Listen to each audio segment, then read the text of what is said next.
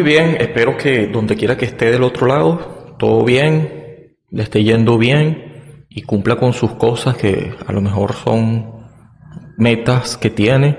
Y si no, bueno, hay que seguir el empeño de ver cómo se hace o cambiar de meta, ¿verdad? O de actividad, o más bien, a veces no se trata de eso, sino de estrategia, de ver cómo yo alcanzo esto.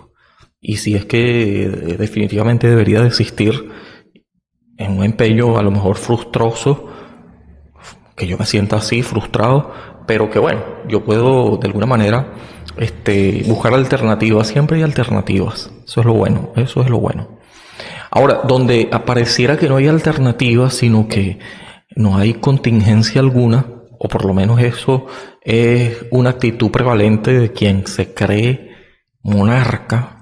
Una actitud monárquica tiene que ver con absolutismo y más allá de irme por ahí, la palabra en cuestión, que es muy afín a todo esto, dependiendo de la referencia y el contexto, va a dictar muchas veces eso, justamente el significado, que al significado no llegas porque depende y está envuelto en ello la pragmática, el nivel pragmático de la lengua, como yo he dicho aquí prevalentemente.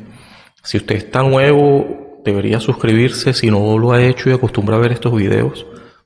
Bueno, suscribirse es una forma de ayudar y de ir expandiendo la posibilidad de que esto se escuche o que a lo mejor usted lo pueda compartir también. Es una manera de ayudar.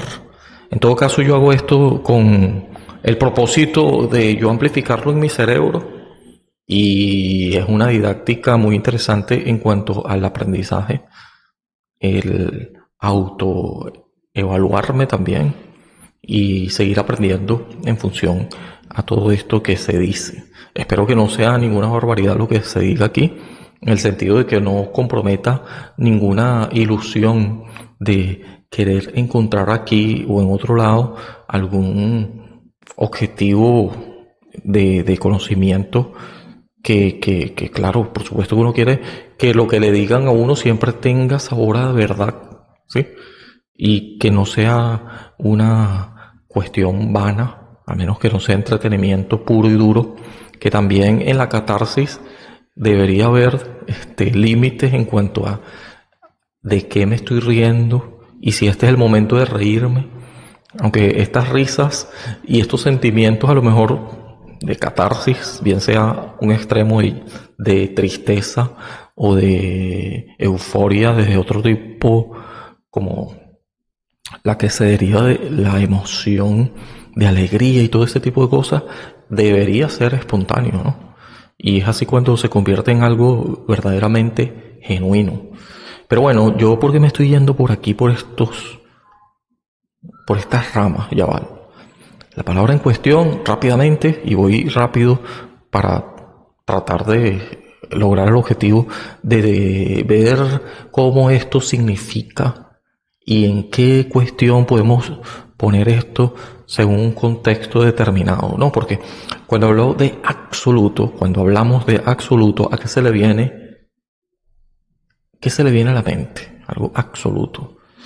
Aquí podemos hablar de algo dogmático porque de alguna manera está encerrando toda posibilidad a un lugar común que no es por consecuencia sino por imposición. Muchas veces esto del absolutismo nos genera una sensación de algo determinado, de algo completamente ya en contexto que no genera este entusiasmo de contradecir, porque si lo hicieres estarías violando ciertas leyes y esto por supuesto va a generar consecuencias.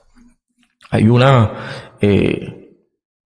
digamos, conceptualización filosófica que voy a leer aquí rapidito, de la etimología de la palabra también de absolutismo, empezando por ac, que significa separación, y el verbo latino solvo, que también significa soltar o desvincular.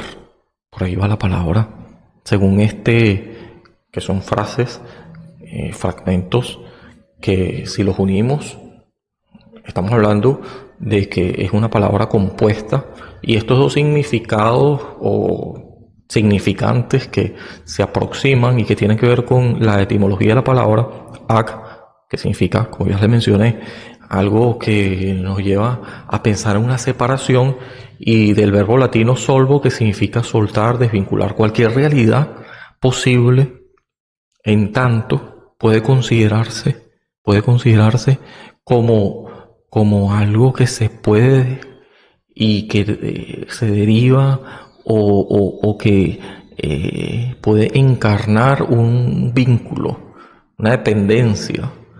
Una dependencia que sea conocida o desconocida. De tal manera que todo es consecuencia en esta cadena causa-efecto de algo, ¿no? Lo absoluto más bien se refiere a todo lo contrario, que está separado de todo esto y que es independiente y que queda absuelto, por así decirlo, o se desprende de manera prácticamente rigurosa, definitiva, de todo lo demás, de toda existencia o posibilidad de ser. Entonces, estamos hablando de una independencia radical, si se quiere, ¿no? Pero ¿hasta qué grado puede ser eso cierto? Este concepto entonces tiene que ver con la totalidad y la independencia de cualquier otra cosa.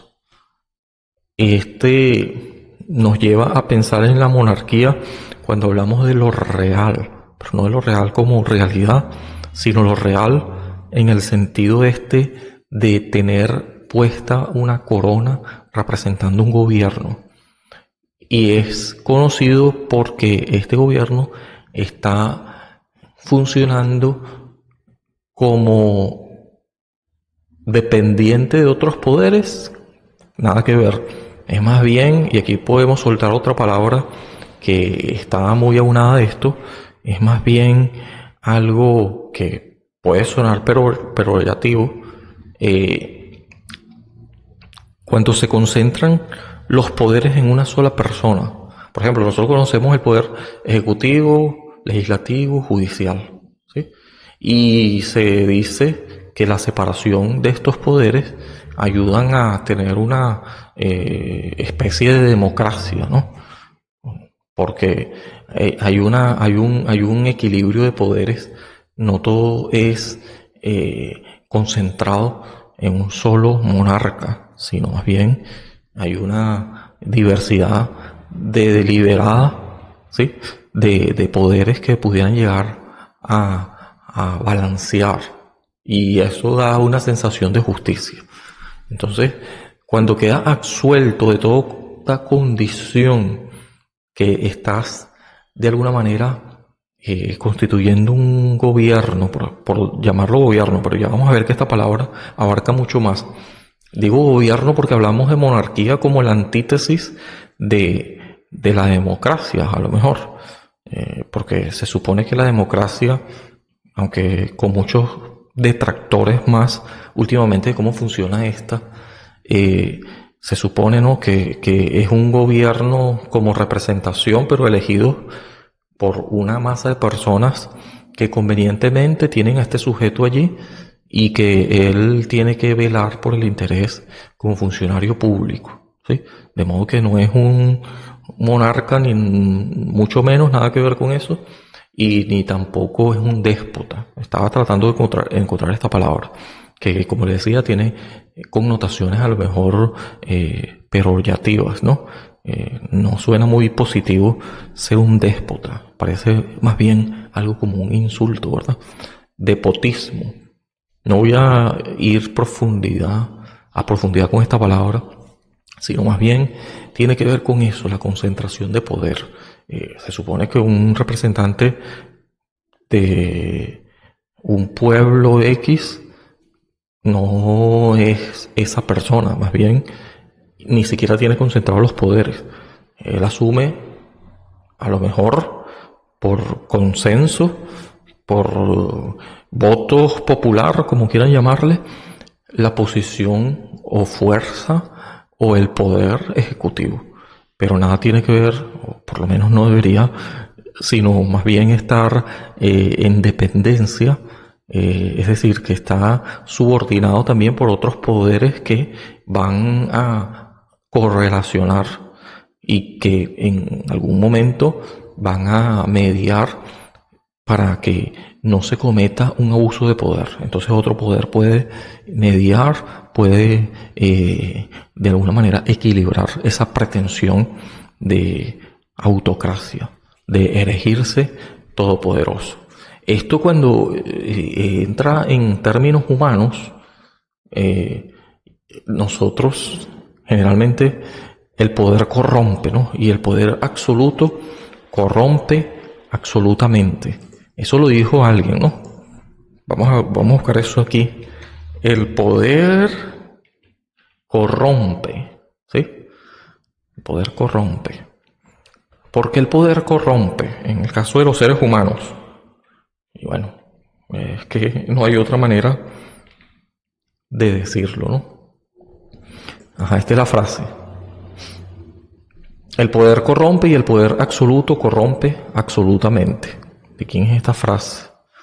¿De quién es esta frase en cuestión? Ok, vamos a ver si aquí la podemos llevar. Aquí está.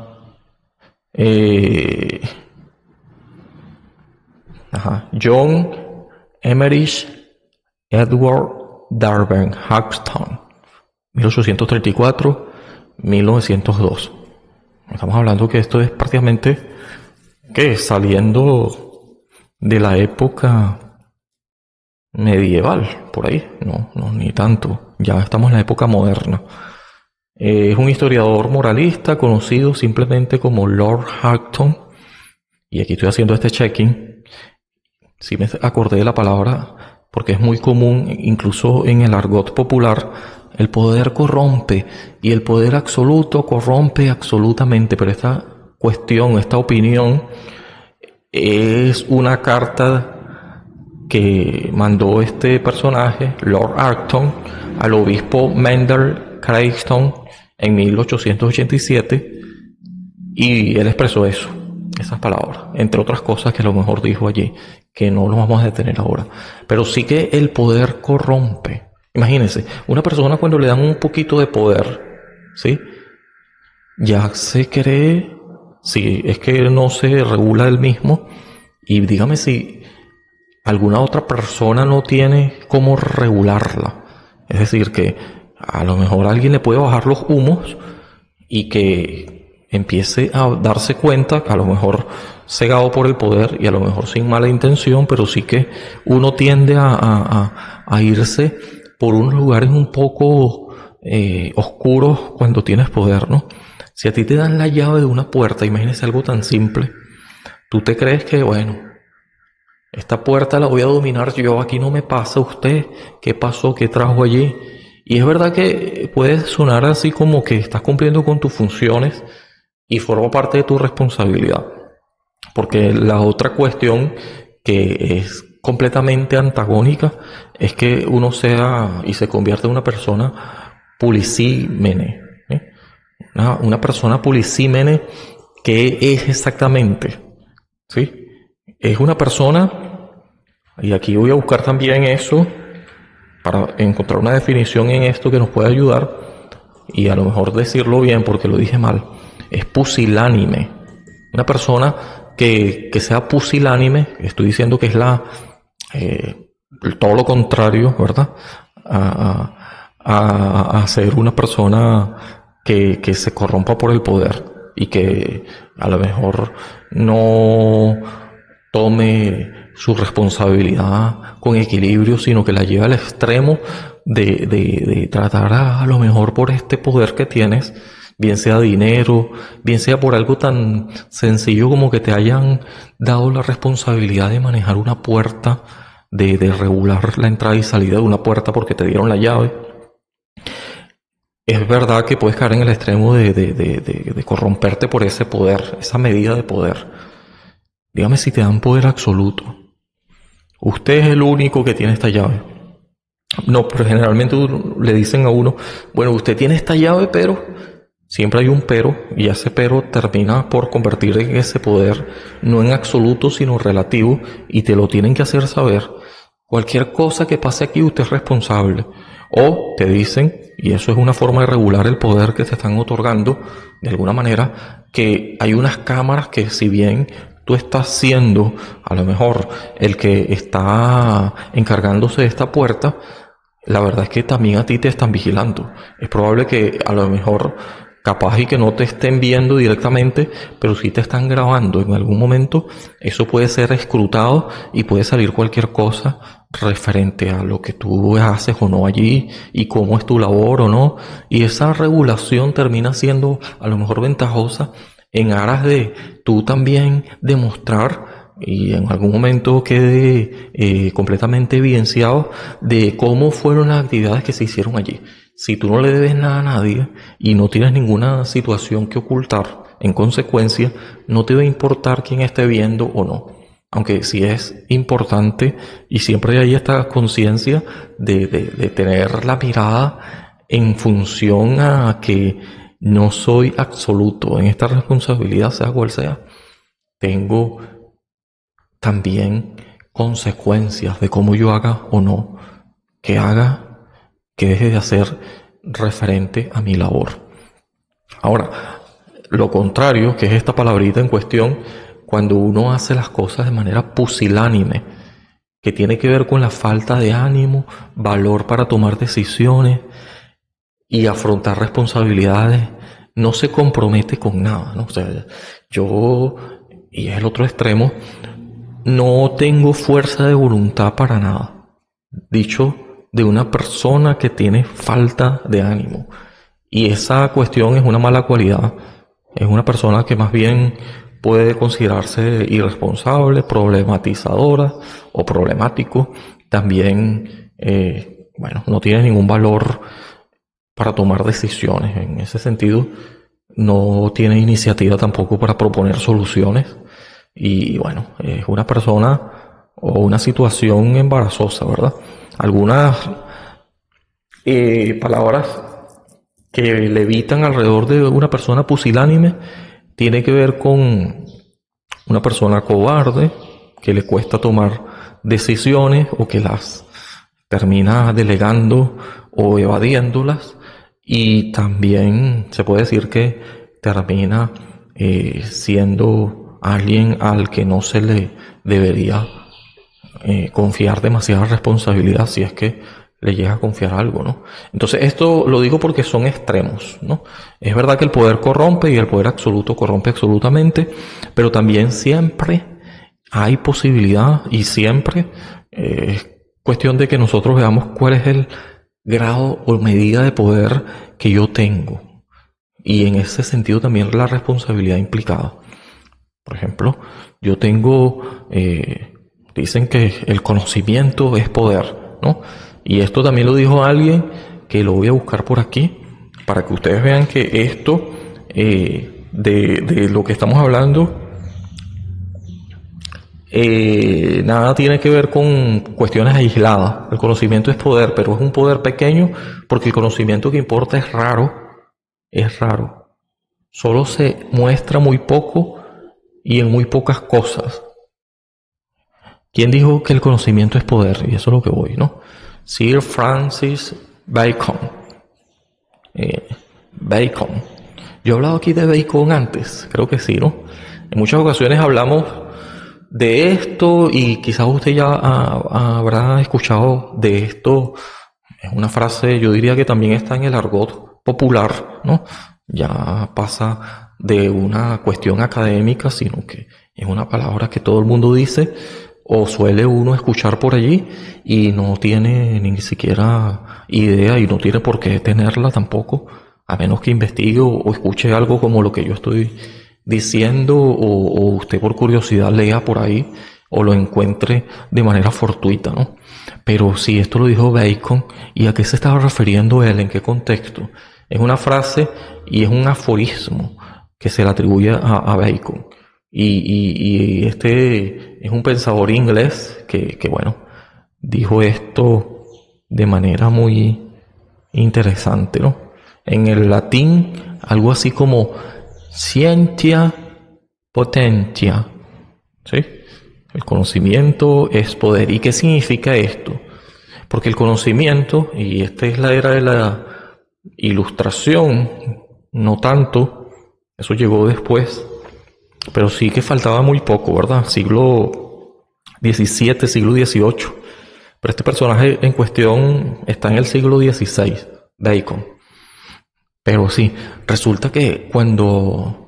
Y él promovió mucho, y ahorita me estoy acordando de muchas cosas en relación a él, de cómo quiso dar una vuelta más humanista, si se quiere, a cómo se desarrollaba las cuestiones pedagógicas, ¿verdad? Igual que otro personaje que yo he hablado por aquí y que lo tengo como referencia en unos escritos que yo hice, que es quien inventó prácticamente la pedagogía, ¿verdad?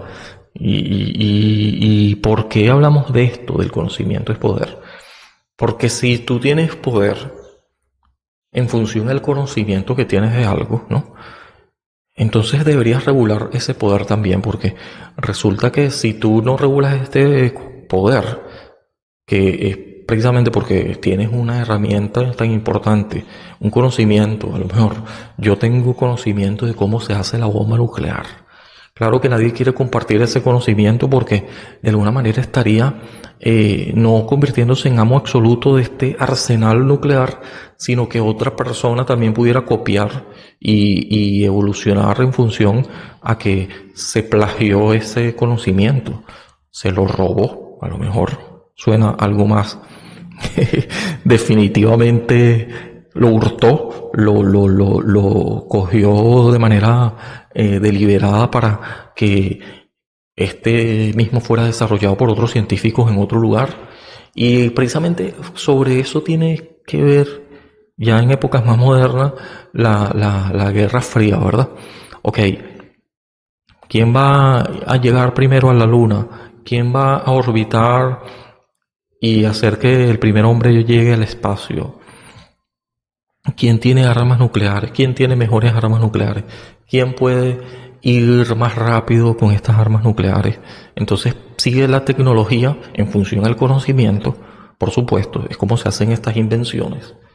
¿Y en qué están pensando? En demostrar músculo y este poder que se debe al conocimiento y a lo que pueden hacer con este conocimiento en tecnología armamentista, por ejemplo, pero también pueden desarrollar alguna otra cuestión que puede verse como estratégico, como los chips, la inteligencia artificial, en fin, cosas que no necesariamente son armas de destrucción masiva per se. Estoy hablando de que tengan el alcance de destrucción como tal cual las bombas atómicas y las armas nucleares y todo lo que implica, sino a lo mejor un poco más pasivo, igual de destructivo, que termina minando a una sociedad X por tener alcance, por ejemplo, y a lo mejor esto pudiera sonar más sutil, igual de destructivo, y que a lo mejor por medio de las masas llegue la cultura, porque es que tienes como una plataforma, a lo mejor estamos hablando de internet, de redes sociales y todo esto. Entonces esto te hace poderoso, un poder mediático, le pudiéramos decir así, ¿verdad? Así se llama exactamente. Y conquistar las masas, o al menos influir en la opinión pública, debido a que, bueno, tienes esta ventaja derivada del conocimiento que te da el poder para poder justamente, valga la redundancia, influir y mover la opinión pública. A lo mejor muchas veces, claro está, no hay que pensarlo de otra manera, en función a tus intereses. Unos intereses que son monolíticos. A lo mejor estás pensando en la seguridad nacional. Ese es el tema que siempre suele ocurrir para justificar la pretensión de poder Es decir, no se concentra en una sola persona, sino estoy pensando en mi nación, ¿no? En este poco de personas que son compatriotas míos y tal. Pero ¿hasta qué grado esto es también absolutismo? ¿Estás usando el poder para qué fines acaso? ¿No? Y aquí podemos pensar en la monarquía, una vez más. ¿Cómo era la cuestión antes de haber democracia, si se quiere? Aunque la democracia se remonta, dirían algunos, a Atenas y a Grecia, claro, Atenas. Pero cuando se empezó a tomar en serio y algunos pudieran desmontar la democracia y cuestionarla también, pero pensemos en las monarquías. Las monarquías era el poder concentrado en una persona, quien era el rey o la reina, quien era absoluto. Entonces formaba una dinastía y no había cómo salirse de allí, ¿no? Y bueno, habían sucesores que generalmente eran familiares y que componían o pretendían ser un linaje real. Todavía existe este modelo de gobierno monárquicos en muchos países. Es verdad que después vino la revolución, por ejemplo, una súper conocida, la Revolución Francesa, el siglo de las luces. Vamos a pensar según nuestra propia determinación, que también causó mucho desastre, pero terminó con el asedio de allá en Francia, ¿sí?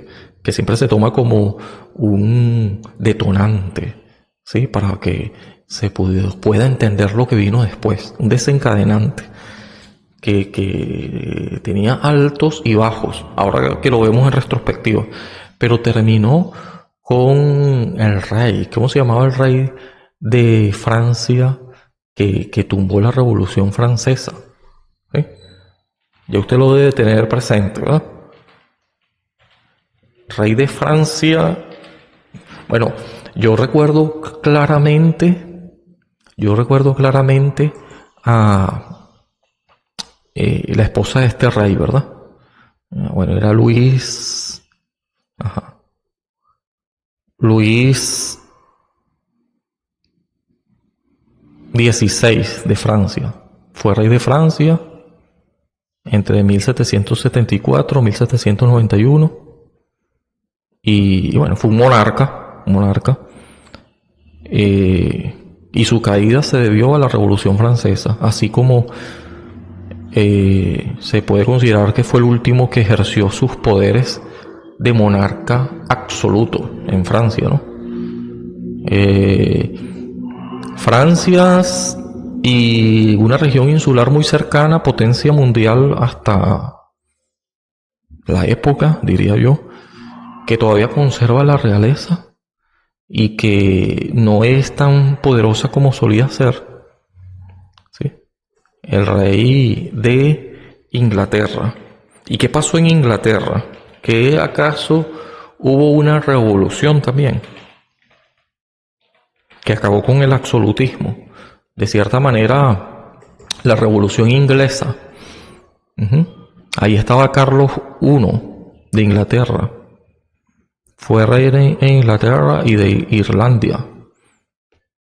Irlanda, mejor dicho, desde el 27 de marzo de 1625, estamos hablando del siglo XVI, y su ejecución en 1649 también se debió a una revolución. Están acabando en Europa con los absolutos monarcas, los reyes, ¿no? ¿Y cómo fue que su ejecución se llevó a cabo? Bueno, él fue una persona que no quiso ceder a lo que ahora, en aquel momento, era una propuesta que ni siquiera era una propuesta tibia, era una propuesta debido a que ya no soportaban ya esto de que un monarca estuviera decidiendo de manera absoluta por el destino de una nación que ni siquiera se puede llamar Estado-nación. En aquel momento estos términos nada que ver. El castigo de él era por cometer un delito establecido en la legislación y entonces se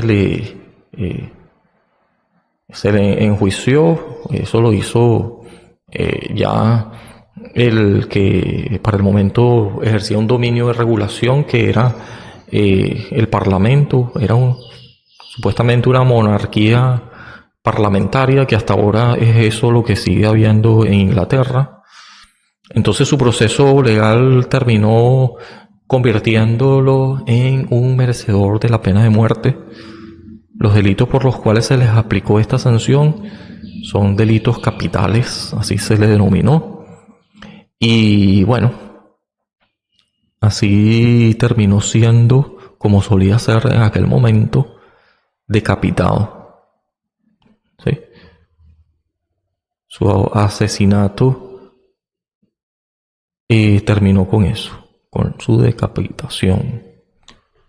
Entonces aquí vemos que nada, este asunto de romper con la monarquía tuvo directamente que ver con la Revolución Francesa y la Ilustración, que pudiéramos decir, sin temor a equivocarnos, porque está registrado así en la historia además, que fue el alicante o el detonante o la cuestión ideológica, la Ilustración, que llevó a esas revoluciones, ¿sí? Así vemos cómo finalmente este rey fue depuesto de su cargo y fue ejecutado, ¿sí? Esto pudiéramos decir que es algo que enseñó en adelante, según la Revolución Inglesa, que todavía no había comenzado, pero estaban comenzando a armarse, porque ninguna revolución pacífica parece tener resultados frente a una monarquía o un poder absoluto, porque resulta que termina aplastando, ¿no?, a cualquier posibilidad de rebelión, ¿no? Después de muchas negociaciones, lo que hizo Carlos I fue hacer un convenio con ellos de convivencia, el Parlamento y el rey, ¿no? Entonces el Parlamento en aquel momento se le dio como gobernanza y control de la ciudad de Londres, del sur y del este del país de Inglaterra. Y Carlos I, él siguió usando métodos arcaicos, nada de respetar esto, y entonces es así como se desató la guerra civil inglesa, que comenzó el 25 de octubre de 1642 y bueno, terminó con una batalla y desde ese momento en adelante se le conoce como la batalla de Edgar Hill, según estoy leyendo por aquí. Y también hubo otras batallas de 1643 hasta 1644. Y finalmente la batalla de Nasserville inclinó el equilibrio militar, de manera que decisivamente el Parlamento se impuso después de esa batalla y siguieron una cantidad de cosas que tenían que ver con deponer a ese rey. Pocas palabras. Aquí estoy viendo, a ver, finalmente Carlos fue trasladado al castillo de Hurst. Eso fue a finales de 1648. Y estoy leyendo este momento histórico, más allá de que quedé en que este movimiento de Francia también, que fue, si podemos ver la fecha, 1648, invadieron fuerzas armadas, por supuesto, el castillo de Windsor, algo así. Y bueno, en 1649 la Cámara de los Comunes, sin el asentamiento del soberano, de la Cámara de Lores, porque ese era el convenio, ¿no? Había una Cámara de los Comunes y una Cámara de los lores, y ellos debatían acerca del destino de la nación y de su política y tal. Pero la Cámara de los Comunes, que eran los plebeyos, los burgueses, etcétera, como quiera llamársele ahora mismo, y en aquel momento eran los términos más usados, ellos decidieron por sí mismos, sin siquiera tener consentimiento de la Cámara de los Lores, ¿no? Así que convocaron un acto parlamentario, se creaba una corte para los juicios de Carlos, y el juicio del rey bajo los cargos de alta traición y de otros altos crímenes comenzó el 2 de enero, y Carlos suplicó alegando que ninguna corte tenía jurisdicción sobre un monarca, se creían absolutos, como le estoy diciendo, y por eso estoy leyendo esto. El absolutismo va del hecho de que no tienes ninguna regulación, tú puedes hacer lo que te da la gana, nadie te va a juzgar. Y bueno, finalmente creía que su propia autoridad para gobernar le había sido dada por el Dios, era algo bajado del cielo. Cuando lo coronó fue ungido y toda la cosa, y la corte se proponía declarar que no hay hombre sobre la ley. No hay, en pocas palabras, ninguna persona está por encima de la ley. Durante una semana pidieron 3 veces a Carlos que solicitara la súplica, o sea, que se arrepintiera y tal, pero él rechazó todo eso en varias ocasiones, en todas las ocasiones que se le dijo, y fue finalmente decapitado el 30 de enero de 1649. Era una práctica común de que fuera ejecutado de esa manera. La guillotina, no sé si ya existía en este momento, ¿no? Porque eso fue inventado en Francia. No está muy lejos, vamos a ver.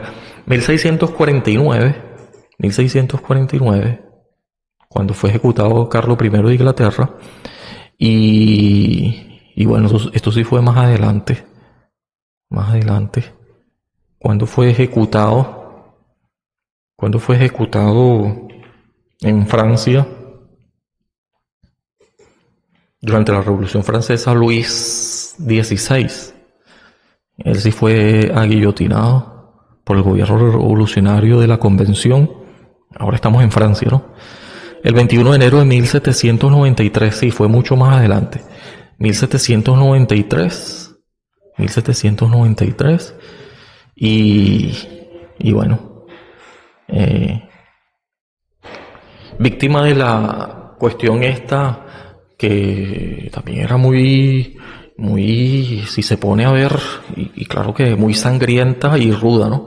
Fue una revolución, tanto la inglesa como la francesa, pero sobre todo la francesa, que fue en el año denominado siglo de las luces, siglo XVII, siglo XVIII específicamente. Lo de la ejecución de este rey de Francia fue sí, como ya dije, ¿no? En 1793, terminando el siglo XVII. Siglo XVIII es donde se asume, tiene su mayor expresión, ¿no? El siglo de las luces. Siglo de las luces, el siglo XVIII. Lo voy a anotar aquí para verificarlo, sí. Siglo XVIII, de la Ilustración. Pero bueno, y para estas ideas ya ellos están muy influidos con pensadores ilustrados. Pensadores ilustrados como, por ejemplo, que yo lo he nombrado aquí hace poco, y ya con esto voy a tratar de terminar. Esto parece un hecho histórico, parece una historia que estoy contando, y lo es, lo pueden verificar. Y es una historia universal súper conocida. Pero el siglo de las luces del siglo XVIII, de ese siglo de que estamos hablando, antes de eso, pensadores que escribieron sus obras y que justamente estas fueron leídas por muchas de estas personas que se empujaron por estas ideologías de los ilustrados. Pudiéramos hablar de Rousseau, ¿sí? Jean-Jacques Rousseau, ¿sí? ¿Y de dónde era Jean-Jacques Rousseau, que era un suizo, que yo hablé por aquí hace poco. Justamente, mire, justamente él empezó a escribir y había más posibilidades de hacerlo seguramente por, creo que más libertad, si es que se le puede llamar libertad lo que vino después, ¿no? Porque después vino Napoleón Bonaparte y bueno. Lo cierto es que emergía mucha independencia, supuestamente también. Eso animó a que, y no tengo ninguna duda de que así fue, y así yo lo he leído en otro momento. Napoleón iba conquistando también Europa, llegó a España, debilitó la corona real de España al punto de colocar allí a su propio hermano, ¿sí? Él conquistó España también, debilitó la corona española. Y adivine quién aprovechó esa oportunidad. ¿Quién aprovechó esa oportunidad? Porque la corona española también, evidentemente, era una monarquía, sin lugar a duda, y también era absoluta. Ellos se impulsaban más por el clero, que era siempre mano derecha de los monarcas, ¿no? Y eran los que los coronaban y toda la cosa. ¿Sí? ¿Y quién conquistó España en aquellos días? ¿Y a quién puso allí? Vamos a ver. Él conquista en mayo de 1808 Francia, invade el territorio español, generó una imposición por parte de Napoleón Bonaparte, y allí el rey español para la época, Fernando VII, tuvo que abdicar, que eso significa, bueno, o te vas de aquí y renuncias, eso es abdicar, o si no, bueno, te matamos, esa era la otra opción. O sea, tuvo que abdicar y quedó en su plaza real el hermano de de Napoleón Bonaparte, José Bonaparte. Y bueno, ¿qué desencadenó eso? 1808. Bueno, aquí en esta parte del mundo, después de la conquista de Cristóbal Colón y todo eso que conocemos, ¿quién quedó aquí? Esto quedó, habían varios virreinatos, y en Caracas también hubo un virreinato, si no estoy mal, estoy casi seguro que sí, o una capitanía, creo que era el caso de Caracas. Y lo que pasó después fue que aprovecharon esa debilidad del Imperio Español, su corona y sus virreinatos, porque Napoleón Bonaparte había puesto allí una persona que era su hermano José Bonaparte, y esta gente, que era Fernando VII, ya nada que ver, no era el rey, había renunciado o abdicado, y termina aquí ocurriendo lo que ocurrió, ¿verdad? La colonización, nada que ver ahora, y querían desprenderse del terco yugo español y toda la cosa. Simón Bolívar, Antonio José de Sucre y toda esa gente se envalentonaron, se animaron, habían las condiciones históricas y tenían que aprovecharla, esa debilidad del Imperio Español, para romper con todas estas cuestiones de la corona y provocar la independencia. Como vemos entonces, la cuestión del absolutismo, en el caso del ser humano, siempre tiene posibilidad de romperse, siempre. Bien sea por decadencia de ellos mismos o porque otro que también quiera tener el poder absoluto eh, haga un choque con esta persona que también quiere tenerlo o que lo tiene, y haya que tener un reemplazo obligatorio, porque es una conquista de uno y otro. Así ha sido a lo largo de la historia humana. Por eso es que parece una lucha de clases, según Hegel, y también, bueno, este, esta otra persona que, claro, tiene que ver con el amigo de Hegel. ¿Qué amigo de Hegel? ¿Qué estoy diciendo? El amigo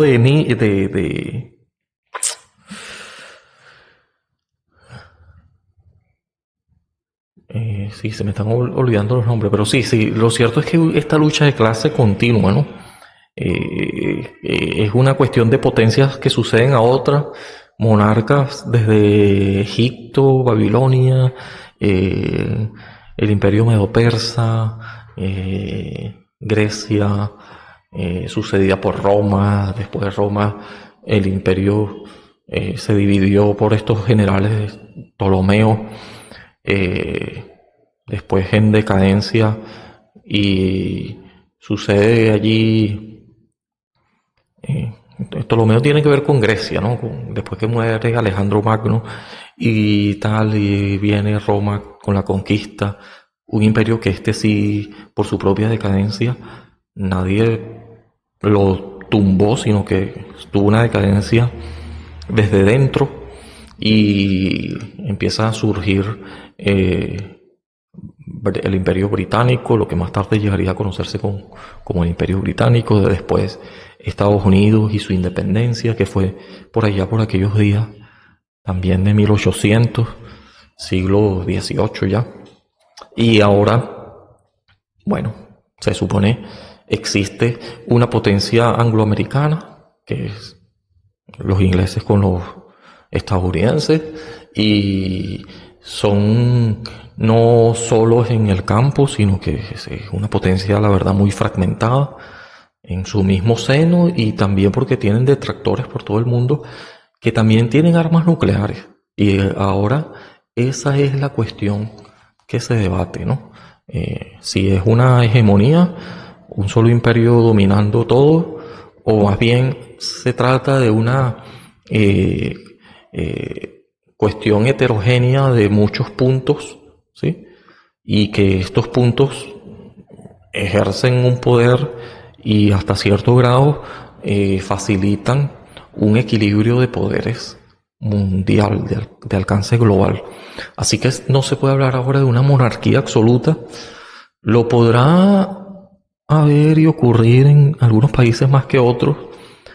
Lo cierto es que sí, esta lucha de clase, ¿no? Esta lucha de clase de las que nos habló, a lo mejor con cierto equívoco en su teoría también, ¿no? Pero sí que viene por ahí la cosa de esta cuestión de la dialéctica del amo y el esclavo.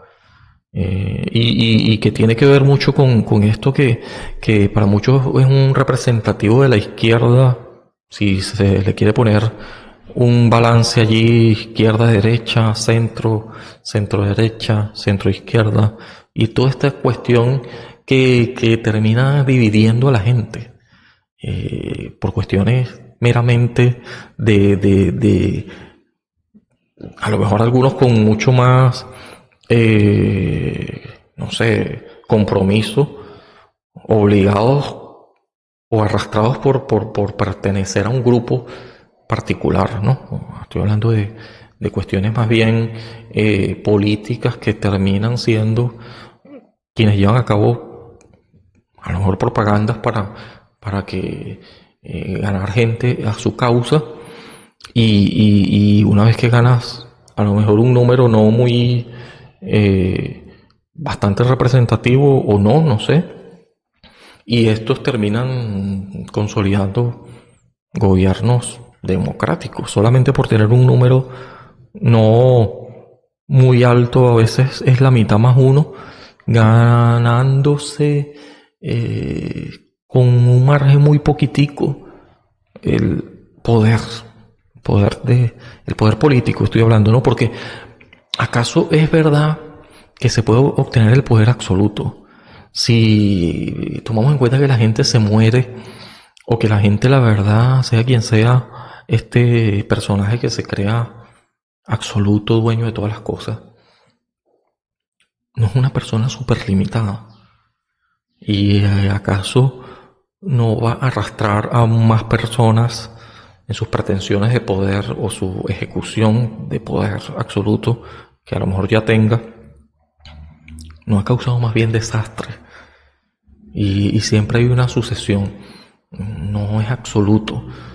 Tarde o temprano lo más probable que suceda es que te enfermes o te mueras, o que terminen derrocando, a lo mejor cambiando uno por otro peor, casi siempre, y que este status quo no es algo que se pueda decir pueda permanecer de manera absoluta en el tiempo.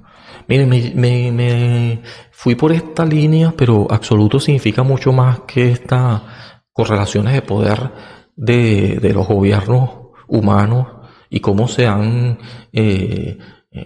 involucrado o relacionado en esta dialéctica, ¿no? Cómo se han relacionado. Hablaba de este personaje que estoy tratando de recordar ahora, ¿sí?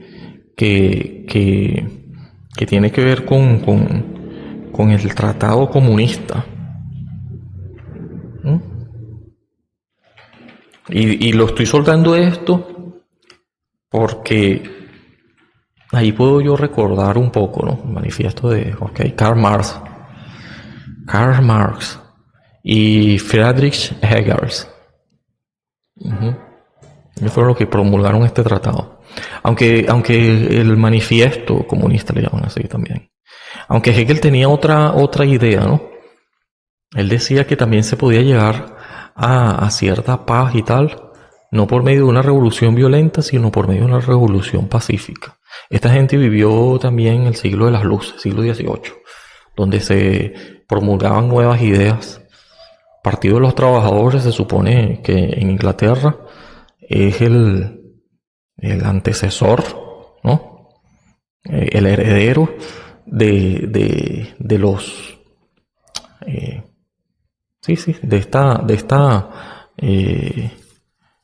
en el Parlamento inglés estaban estos que eran los comunes, ¿sí? Muy bien, entonces sí, lo que decía Friedrich Hegel es que se podía llegar en vista del pacto social, a una pacífica convivencia, y no siempre a través de la violencia, sino que se podía llegar a una convivencia por medio de crear nexos y acuerdos que permitieran, no por medio de una revolución violenta, ni por medio de la lucha de clase, muy parecido creo yo a lo que decía Hegel, sino también a acuerdos mínimos que permitieran una paz que terminara con el hecho de seguir adelante y no experimentar un derramamiento de sangre que además resulta que nada que ver con eso. Lo que ocurrió después, sabemos, siglo XIX, fue la Primera y la Segunda Guerra Mundial.